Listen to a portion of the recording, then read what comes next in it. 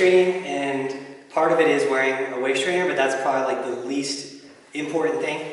A lot of it comes down to like your breathing techniques, like how you work out and how much you use your abdominal wall. Now, the argument that people have that waist trainers don't work, that's just stupid. It does work, it's worked for years. So if you look at, if you need evidence that the waist trainers work or don't work, there's actually, you can look up on YouTube, world's smallest waist, and it's a girl who wore a waist trainer for like ever, and she went way too far with it, but her waist got down to the size of a CD. Like yeah, I think I've seen this before. And so, obviously they work. There's no way to dispute that it worked for her. So there's obviously a balancing point that we won't go to with bodybuilding. For the people who are out there like, oh, it's not healthy or whatever, one, there's no evidence showing that it's not healthy for you, so I can't say if it is healthy or it isn't healthy. Intuitively, you would think it's not the healthiest thing for you, so I don't think it's great for you, that's for sure. But the reality is that bodybuilding, bikini building is not the sport designed for comfort. It's designed to make you look crazier than you're supposed to look. So if you want to do health and fitness, do health and fitness. If you want to be a bikini badass, get rid of being uncomfortable and stop bitching because it hurts. So we're not supposed to be this lean, and we're not supposed to be this muscular. It's counterintuitive to what the body wants to do. So it's not going to be like the healthiest thing in terms of like how you feel, because your body's not supposed to have no body fat. You're not supposed to have this much muscle. It's inefficient. That's just the reality of the sport. And this is like at the top level. 1-2% difference will make to my waist, make me look better on stage. Yeah. And that's the thing. When you get these like top level girls that are willing to just love this sport and do whatever they are, like this might be 2%, and then her food might be 1%. It's almost nothing, everything to get. But when you add it all together, it's 10%, you know? And so that's what we just shoot for, these 1%, whatever, right? And we're still staying healthy. Our calories are relatively high. I'm probably one of the healthier coaches out there. Yeah. Check her hormones, check all that stuff. But when we add up all these percentages, that makes her 10% better than the girls who are not willing to do these things. And then how are you going to catch up? You're just not, you know? And that's why you're going to get to the top level faster, so. Boom! Hello guys, and welcome back to my channel. So today is a very highly requested video about my waist trainers. So this is a waist trainer designed by my coach Adam from Team Elite Physique, and I started wearing it back in 2019, and I've seen really good results from it since. And a lot of you guys on my Instagram has literally been like, what have you found different? How have you got your waist smaller? Have you kept your waist smaller? All that type of thing. So now I'm giving you guys my experience with my waist trainers. So firstly, before we get started, I want to say a massive disclaimer and say that this waist trainer may not give you the results that I had, and it may not even work for you, but this is just giving you my experience on how I have found the waist trainers as a whole in general. So that's just me saying that beforehand, because I want to make sure that I'm not sounding like I'm just selling you a product. I'm just obviously giving you guys my experience, and if you want to purchase a waist trainer, then you can. Also, if you obviously overuse these waist trainers, you will get extreme results. So you want to make sure that you are slowly but surely doing it and not rushing into it, and not giving yourself long-term injuries, long-term consequences in a bad way, that type of thing. So I just wanted to make that completely clear before we get into this video. So now I'm going to pretty much give you my whole experience of how I have found waist trainers. So before I started with Adam, I really didn't believe in waist trainers, vacuums, kind of waist training in general. I thought if you have a big waist, that's pretty much genetically how you are built. You cannot change your structure. That's all I kind of just believed, if I'm honest. So before I started with Adam, my last show that I did in 2018, I think it was in November or December time. When I was in peak week, my waist was a 26 inch. And I will put a photo on the screen for you now, and you can see my waist from the front and the back. It's quite thick. I have quite thick walls around my waist from the back, and I didn't think I could kind of change that. So when I started with Adam, that was one of the main things he pointed out to me, and he was like, your waist is quite thick, so we want to try and change that. The main aspect with getting my waist smaller was the waist trainer. So at the moment now, my waist is a 23.8, and the lowest my waist got to, I think last year in 2019, was a 22 inch. So that is absolutely tiny. So, and I really do believe that that is because of the waist trainer that I did use all the way throughout 2019, and learning how to control my core more when I was in training, all that type of thing. And there's a few other things that we did obviously throughout training to try and make sure that I don't build up my lower back and my lats, because that was one of the main aspects that Adam pointed out, that my lats came down very, very low because I used to do a lot of heavy deadlifts, a lot of heavy RDLs, a lot of pulling movements and standing up, where my lats built up so much where it was just, they were just coming down into my waist. And I'll insert a video now, Adam kind of explaining that and going through that back in 2019. Hit a lat pose, right? And I want you guys to see this too. You see this right here? Oh yeah. Yeah. That's your lat. You have like okay? muscle Oh. all the way down there. Yeah. Yeah, so all the way to here. All the way to here. Yeah. This is her lat. Look where it is, right? We're trying to get a smaller waistline. How do we do that when our lats? Yeah. So when you hit your side pose, this is lat is all the way in it's there. all there. So we could actually get this. This is a muscle. We can get this somewhat gone and be like to here. Yeah, that makes sense. Yeah. That's so interesting. Right now I'm in kind of like a maintenance stage, so I'm about 5-6 kilos above stage weight, and my waist right now is a 23.8 inch. I measured this morning. Back in 2018, when I didn't start using the waist trainers or didn't use waist trainers, my waist, I think in my off-season kind of maintenance stage, would be around a 29, 28, I want to say. So, which is not big, I'm not gonna lie, but it's obviously bigger than what I am now. So I'm gonna put a photo on the screen for you now of my transformation from stage 2018 to 2019. And you can actually, the difference between these photos, 2018 was actually in November time, and then the photo in 2019 was in April time. So it's not actually a massive time span between the both. So, and you can see a huge difference in terms of like my waist, the thickness of my waist, and how it comes in so much more. And I'm actually heavier in 2019. So I was a kilo heavier. So it doesn't come down to how much I weighed, because people are like, oh, you probably weighed less. That's my experience and my transformation from stage between them. So obviously wearing a corset style waist trainer isn't comfortable. And I've got a lot of questions to kind of get through today, just about the waist trainers in general, how long you wear them for, how do you put them on, all that type of thing. So I'll go through all of that for you. So how to wear them, I'm gonna show you kind of how to actually put the waist trainers on. So a lot of people always ask, like, do you put it on bare skin? Do you wear it over a top? I do wear it over a top because I think it's a lot more comfortable when you've just got a little bit more comfort when you have a top on. So just get a normal t-shirt like so. This is just showing you the waist trainers that I have available and the waist trainers that I use. So this is the way you wear them. So the tag will be at the top and you will cinch it around your waist. Put it around your waist here. And what I do is I clip it from the front first so I can see what I'm doing, like so. You twist it round. I'm twisting it currently round to the left. And what you want to do is obviously make sure that this is obviously not bunched up like round here, because sometimes it can be. And then from here, all you do, I pull the top here first, get it all comfortable, obviously move it and adjust it as time goes on. Then you move the bottom one. So don't just pull and just be like, let's pull both, because that's just not gonna work.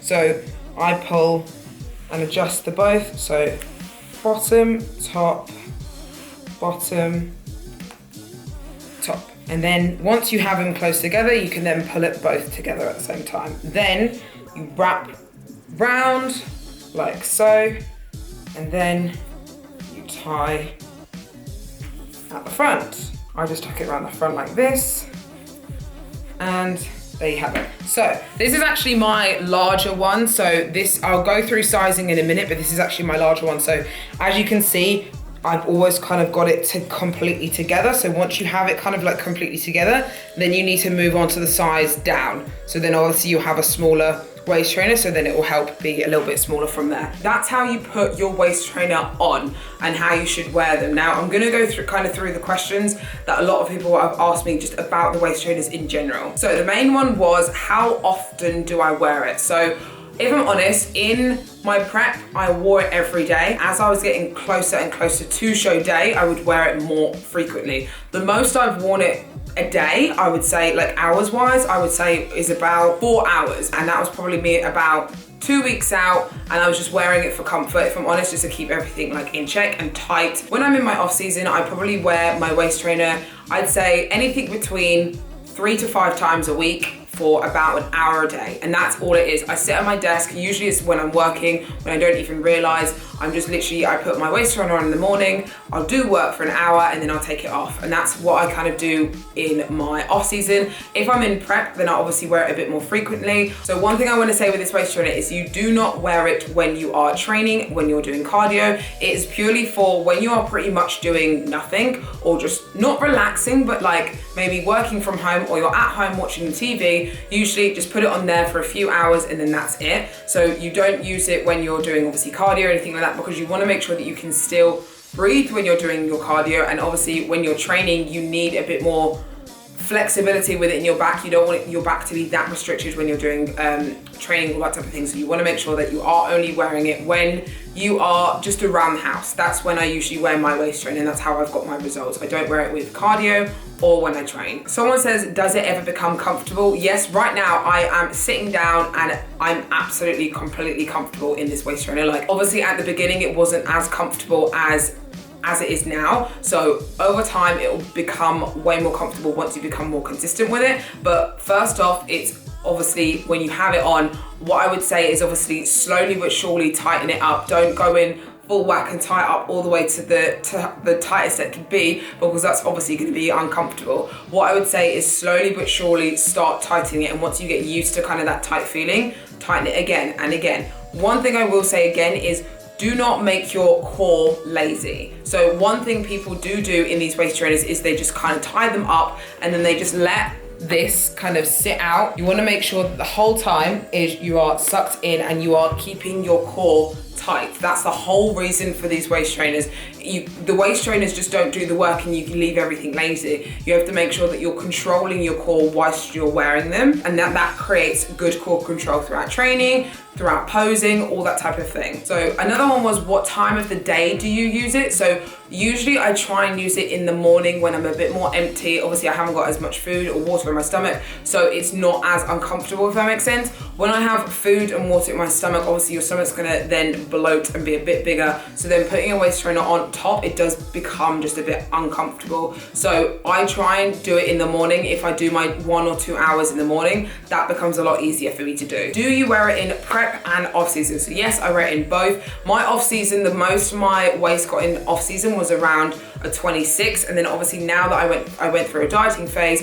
my waist got down to a 23.8, and now obviously I'm maintaining that, and obviously I'm around 5 to 6 kilos away from stage weight, and even now, so I think my waist will get smaller, and it'll probably even be smaller than last year, which will be really, really cool to see. So yes, I do wear it in both. I wear it in prep and off season, and like I explained before, there's different kind of times and types you should be wearing it. So obviously you wear it in a longer period when you're in prep, and then obviously a shorter period when you're in your off season. Someone asked, do you ever wear a belt over the top of the waist trainer? No, because obviously this isn't used for cardio or training, so it's just obviously throughout the day. So you're not going to be needing another extra belt on top, and I wouldn't say you need an extra belt on top because this stuff pretty much does a lot of the work anyway. So no, I wouldn't suggest putting another waist trainer on top of this waist trainer. Someone has asked, do you see more results if you are in a deficit with these waist trainers? So the thing is, with obviously being in a deficit, you're obviously going to be losing body fat, so it's going to be coming off your waist, different areas of the body, and your waist is obviously going to be coming in smaller anyway, regardless. Like even if you didn't have these waist trainers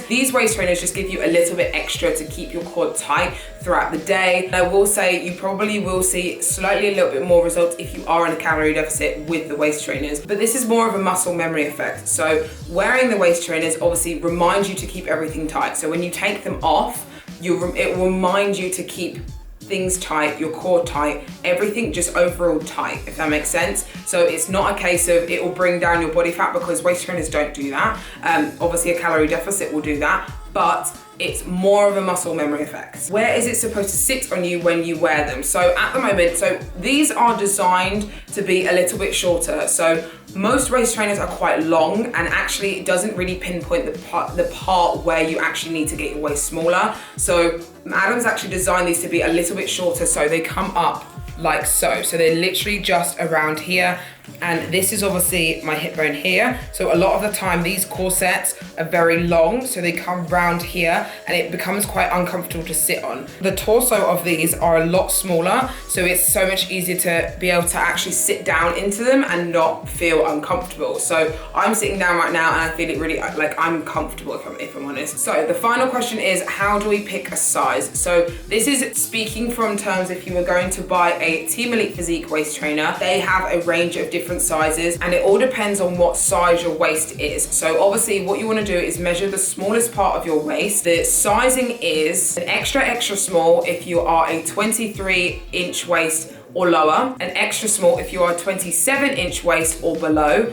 and a small if you are a 29-inch or below. What I would say, like I said before, is make sure that you measure the smallest part of your waist. The measurement that you get from that determines what waist trainer you will then buy. Now I'm going to insert a little video clip of Adam Buendia from Team Elite Physique, head coach, and he will be explaining kind of a little bit more in depth slightly about the waist trainers. I think when people are considering waist training, they're always looking at a couple factors. One of the factors is, does it work? So that's going to be an easy one to answer. Does it work? So I want to show you a video here, which is the world's smallest waist. It's a Guinness Book of World Records. This lady has a 15-inch waist. So when you look at evidence like that, obviously it works. Now, I would never, ever recommend anyone going this extreme. It doesn't look attractive. It would never be great on a bikini stage. You never want to take waist training to that extreme if you're trying to be a bikini pro. Okay, so you just want to have a little bit more shape to the waistline, and if that can help, great. You know, that's going to be one of the important things, is that you have that nice tapered waistline that kind of gives you that hourglass shape. But getting crazy and getting freaky with it is where I think you're going to run into taking more risk. That lady, if you can watch that video, it's world's smallest waist. She says she's fine. She's got no health issues. Nothing's ever been an issue for her in terms of what you'd expect there to be.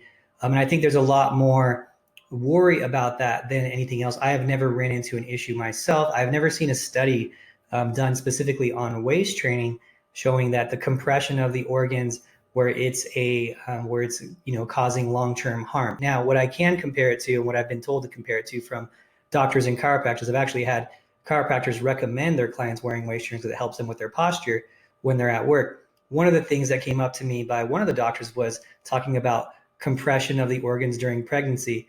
And when you can see this, you can see that there's a lot of compression of the organs for very long periods of time with no break.